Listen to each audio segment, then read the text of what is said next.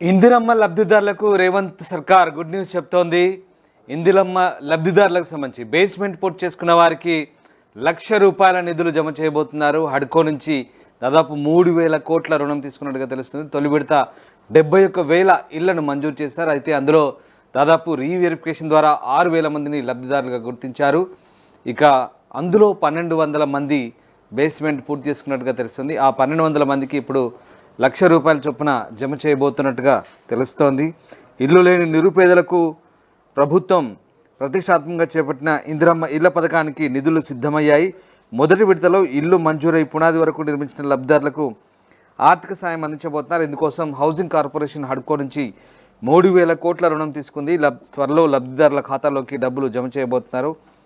ప్రత్యేక కార్యక్రమం ద్వారా కొందరికి చెక్కులు ఇవ్వబోతున్నారు. తెలంగాణ రాష్ట్ర వ్యాప్తంగా ఇందిరమ్మ ఇళ్ల నిర్మాణ పనులు వేగంగా సాగుతున్నాయి. తొలి దశలో జనవరి 26న 71,000 మందికి ప్రభుత్వం ఇళ్ల మంజూరు పత్రాలు ఇచ్చింది. రీవెరిఫికేషన్లో 6,000 మందిని అధికారులు అనర్హులుగా తేల్చి తొలగించారు. చివరికి 65,000 మందిని అర్హులుగా గుర్తించారు. వీరిలో ఇప్పటివరకు 12,000 మంది ఇళ్ల నిర్మాణానికి ముగ్గుపోశారు. బేస్మెంట్ నిర్మాణంలో భాగంగా గుంతలు తీసి మట్టి రాళ్లతో పూడ్చారు. మరో 1,200 మంది బేస్మెంట్ పూర్తి చేసుకున్నట్లు హౌసింగ్ డిపార్ట్మెంట్కు జిల్లా హౌసింగ్ ప్రాజెక్టు డైరెక్టర్లు నివేదిక ఇచ్చారు. ఉగాది పూర్తి కావడం, మంచి ముహూర్తాలు ఉండడం, వ్యవసాయ పనులు చివరి దశకు చేరుకోవడంతో ఇక ఇళ్ల నిర్మాణ పనులు మరింత ఊపందుకుంటాయని అధికారులు అంటున్నారు. ఇందిరమ్మ ఇంటి నిర్మాణం కోసం ప్రభుత్వం 4 దశల్లో 5 లక్షలను లబ్ధిదారుడి బ్యాంక్ ఖాతాలో జమ చేస్తుంది. తొలి దశలో బేస్మెంట్ కంప్లీట్ అయ్యాక ₹1,00,000 ఇవ్వబోతున్నారు. ప్రస్తుతం రాష్ట్ర వ్యాప్తంగా 1,200 మంది ఈ బేస్మెంట్ పూర్తి చేసుకున్నారు. ఇక నెల చివరికల్లా మరొక 1000 మంది లబ్ధిదారులు పునాది పనులు పూర్తి చేస్తారని అధికారులు అంటున్నారు. బేస్మెంట్ కంప్లీట్ చేసిన అందరికీ మొదటి విడతలో 1,000 కోట్లు చెల్లించేందుకైతే ప్రభుత్వం సిద్ధమవుతుంది. ఇక ఇందిరమ్మ ఇళ్ల పథకంలో భాగంగా మొదటి దశలో లబ్ధిదారులకు ₹1,00,000 ఆర్థిక సాయం ఈ వారంలో అందుతుందంటున్నారు. రాష్ట్ర వ్యాప్తంగా ఇళ్ల నిర్మాణాలను అధికారులు పరిశీలిస్తున్నారు. ఫోటోలు తీసి జియో ట్యాగింగ్ చేస్తున్నారు. ఆదివారం సాయంత్రం వరకు 1,265 ఇళ్ల వివరాలను ఆన్లైన్లో నమోదు చేశారు. ఇల్లు నిర్మించుకోలేని లబ్ధిదారులకు ఎస్హెచ్జీల ద్వారా రుణాలు ఇప్పిస్తున్నారు. ఖమ్మం జిల్లా పాలేరులో కొందరికి రుణం కింద ₹1,00,000 అందించారు.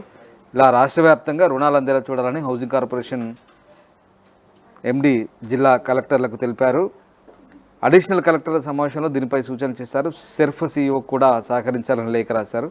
పునాది పూర్తయ్యాక ఇచ్చే డబ్బులను లబ్ధిదారుల ఎస్హెచ్జీలకు తిరిగి చెల్లించాలి. ఇక PMUY పథకం కింద కేంద్రం నుంచి రాష్ట్రానికి ఇళ్లను మంజూరు చేసే అంశంపై కూడా చిక్కుముడులు వీడుతున్నట్టు తెలిసింది. తెలంగాణ ప్రభుత్వం ఇందిరమ్మ ఇళ్ల పథకాన్ని PMUY పథకానికి అనుసంధానం చేసి నిధులు పొందాలని సర్కార్ భావించింది. దీనిపై రాష్ట్ర ప్రభుత్వం కేంద్రంతో చర్చలు జరిపినా స్పష్టత రాలేదు.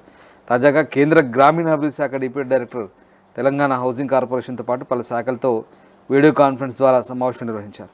PMUY రూరల్ కింద రాష్ట్రానికి ఇళ్లను మంజూరు చేయాలన్న విజ్ఞప్తిపై ఆయన సానుకూలంగా స్పందించారు. కేంద్రం రూరల్ స్కీమ్ కింద 72,000, అర్బన్ స్కీమ్ కింద ₹1,00,000 చొప్పున ఆర్థిక సాయం అందించబోతుంది. రేవంత్ ప్రభుత్వం జనవరి 26న ఇందిరమ్మ ఇళ్ల పథకాన్ని ప్రారంభించింది. రాష్ట్ర వ్యాప్తంగా 71,000 మందిని ఎంపిక చేశారు. వారిలో 44,616 ఇళ్లకు మంజూరు పత్రాలు కూడా ఇచ్చారు. ఇప్పటివరకు 13,222 ఇళ్లు మాత్రమే స్థలాలు గుర్తించారు. ఇక 1,250 ఇళ్లు పునాది దశను పూర్తి చేసుకున్నాయి. మొదటి దశ కింద ₹1,00,000 చొప్పున ఆర్థిక సాయం అందిస్తారు. ఈ డబ్బు నేరుగా లబ్ధిదారుల ఖాతాలో జమ చేస్తారు. ఈ పథకం ద్వారా పేద ప్రజలకు సొంతింటి కళ నెరవేరబోతోంది. ప్రపంచంలో ఏ మూల ఏ క్షణం ఏం జరుగుతుందో వేగంగా తెలుసుకోవడానికి తొలి వెలుగు వాట్సాప్ ఛానల్ని ఫాలో చేయండి.